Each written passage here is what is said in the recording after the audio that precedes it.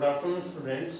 इस लेक्चर में हम क्लास 11th केमिस्ट्री के हाइड्रोजन चैप्टर का नेक्स्ट टॉपिक डिस्कस करेंगे। हमारा नेक्स्ट टॉपिक है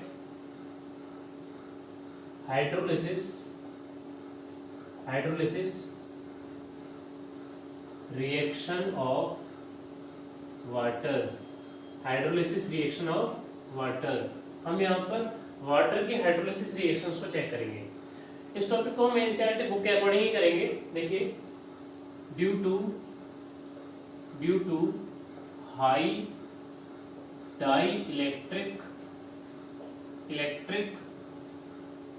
constant it has a very strong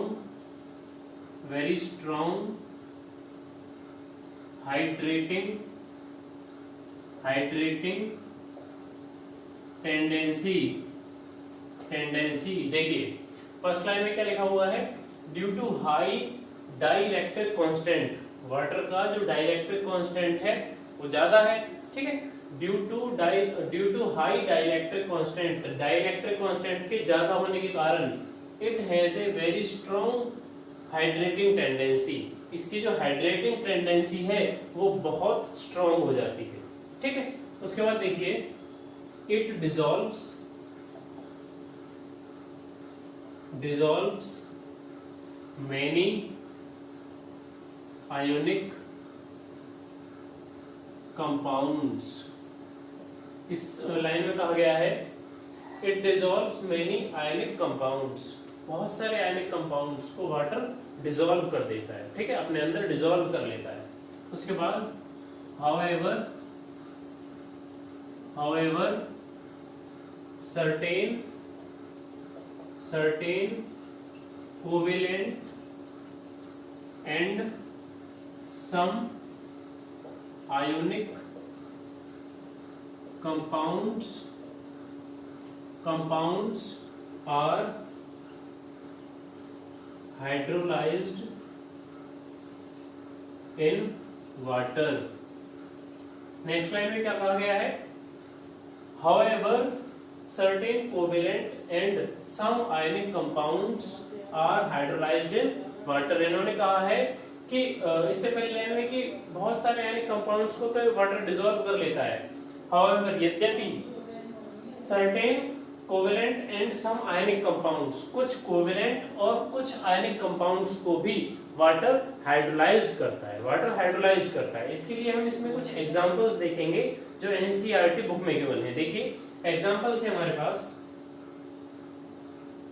P4O10 plus 6H2O, after that reaction 4H3PO4।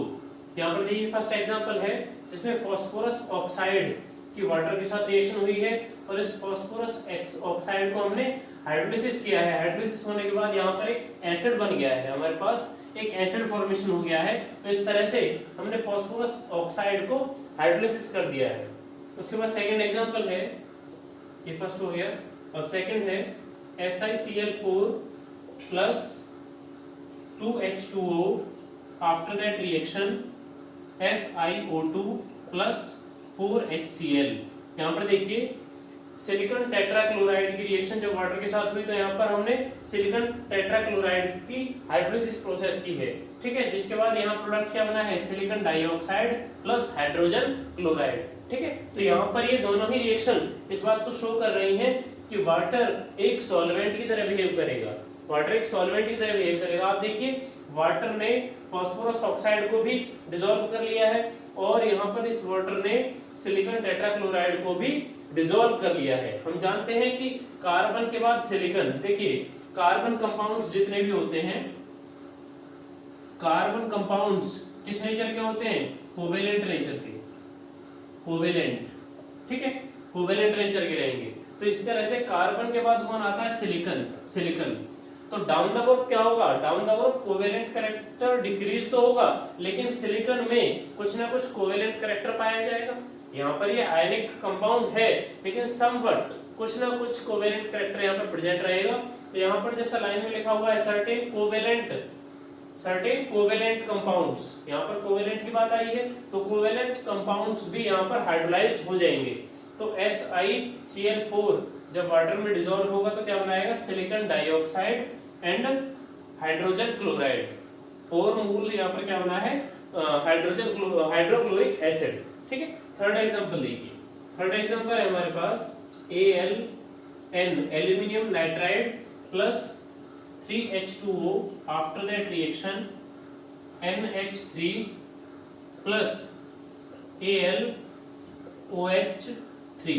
ठीक है, तो इस तरह से हमारे पास थर्ड एग्जांपल है जिसमें एल्यूमिनियम नाइट्राइड की रिएक्शन किसके साथ है, वाटर के साथ। मतलब एल्यूमिनियम नाइट्राइड को हमने किसमें डिसॉल्व किया है, वाटर में डिसॉल्व किया है। और यहाँ पर फॉर्मेशन क्या हुआ है, फॉर्मेशन हुआ है हमारे पास अमोनिया और एल्यूमिनियम हाइड्रोक्साइड। एनसीईआरटी में ये रिएक्शन आयनिक फॉर्म में है। किस तरह से, देखिए इस रिएक्शन को इस तरह से भी लिख सकते हैं, nitrogen -3 plus 3H2O after that reaction. Same reaction को आयनिक फॉर्म में इस तरह से लिख सकते हैं, यहाँ पर बनेगा NH3 प्लस OH नेगेटिव, यहाँ पर 3 मोल हो जाएंगे।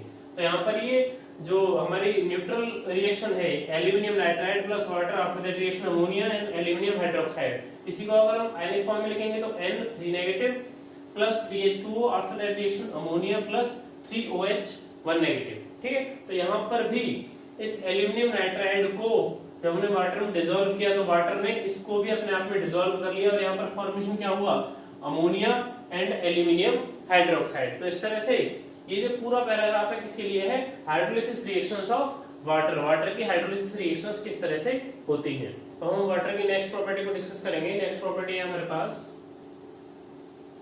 Hydrate formation. हाइड्रेट फॉर्मेशन, इस टॉपिक को भी हम एनसीईआरटी बुक के अकॉर्डिंग ही चेक करेंगे, उसकी थ्योरी को ही हम यहाँ पर डिस्कस करेंगे। देखिए, from aqueous solutions of many salts can be crystallized as hydrated salts।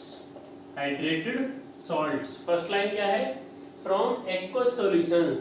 अब यहाँ पर किस एक्वस सॉल्यूशन की बात हो रही है, यहाँ पर एक्वस सॉल्यूशन हमारे पास क्या है, हमने सॉल्ट्स को, डिफरेंट सॉल्ट्स को या फिर कोई भी यूनिक सॉल्ट आप ले सकते हो, किसी भी सॉल्ट को हम जब वाटर में डिसॉल्व करते हैं तो उसी को हम एक्वस सॉल्यूशन कहते हैं।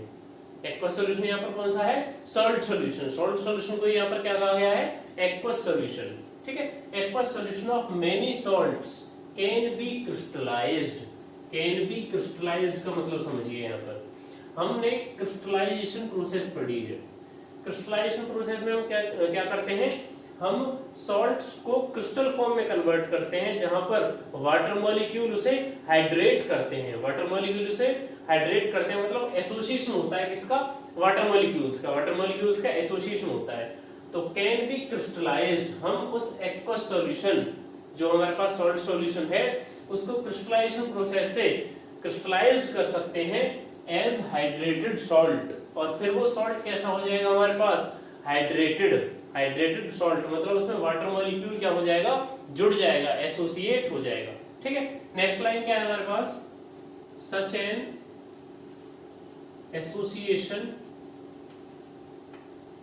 Association of water is of different types।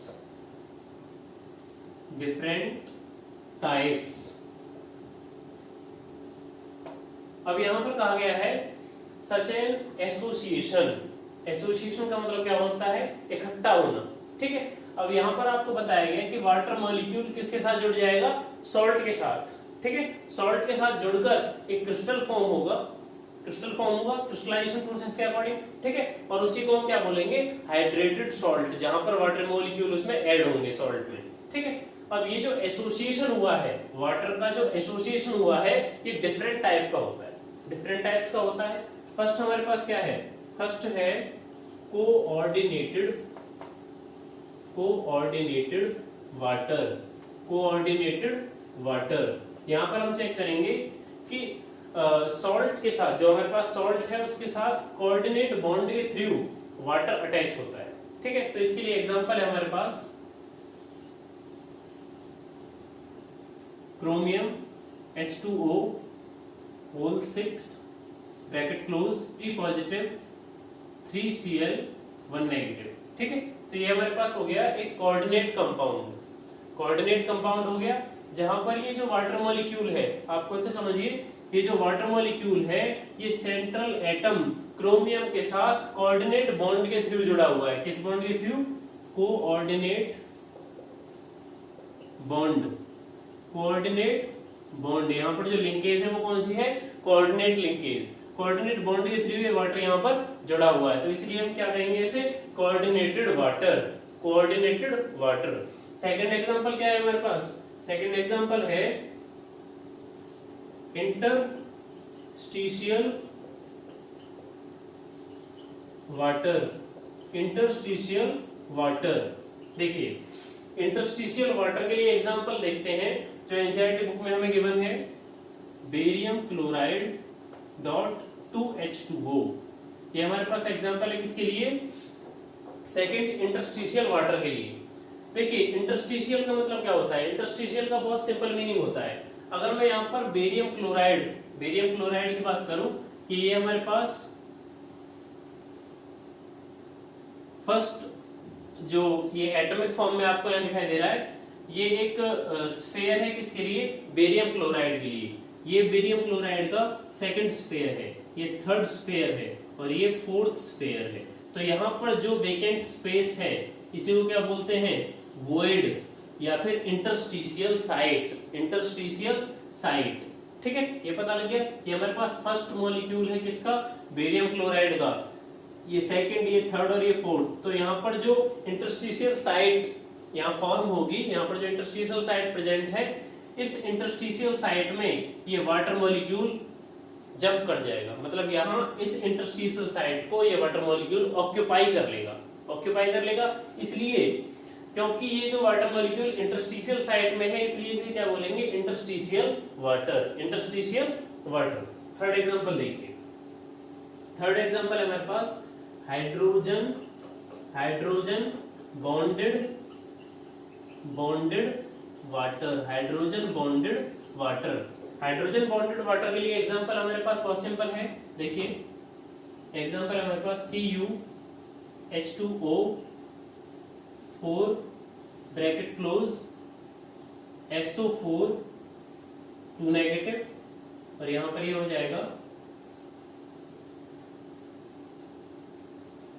2 positive dot H2O in CuSO4 dot 5H2O। देखिए, अगर हम हाइड्रेटेड कॉपर सल्फेट की बात करें, हाइड्रेटेड, ये हमारे पास जो कॉपर सल्फेट है ये क्या है? Hydrated, hydrated. इसमें वाटर मॉलिक्यूल क्या है? एड अप है। इसमें एसोसिएट है वाटर मॉलिक्यूल, कितने?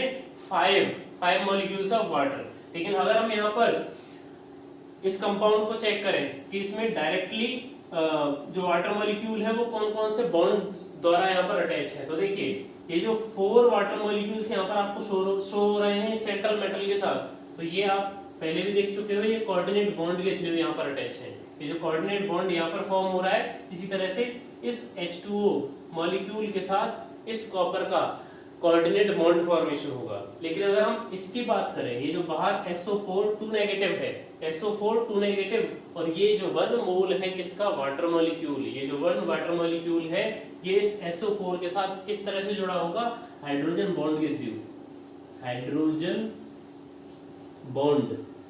इसका रीजन क्या है? यहाँ पर हमारे पास हाइड्रोजन प्रेजेंट है और इस सल्फेट आयन के पास एक ऑक्सीजन, मतलब एक हाईली इलेक्ट्रोनेगेटिव एटम अटैच है। ऑक्सीजन हमारे पास हाईली इलेक्ट्रोनेगेटिव एटम है, और हम जानते हैं ज्यादातर जो हाइड्रोजन बॉन्ड है वो किसके बीच में बनते हैं? हाईली इलेक्ट्रोनेगेटिव एटम और हाइड्रोजन के बीच में। हाइड्रोजन की प्रेजेंस तो होगी ना, तभी तो उसे क्या बोलेंगे? Hydrogen bond.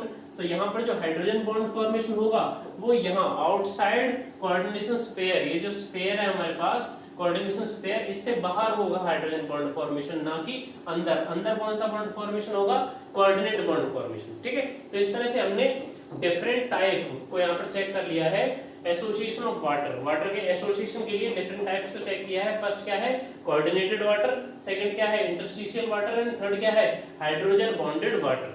ठीक है, तो इस तरह से हमने फर्स्ट टॉपिक जो हमारे पास था, फर्स्ट टॉपिक क्या था, hydrolysis, reactions of water, and second जो टॉपिक हमने किया है हाइड्रेट फॉर्मेशन, हाइड्रेट फॉर्मेशन। इन दोनों टॉपिक्स को हमने कंप्लीट कर लिया है।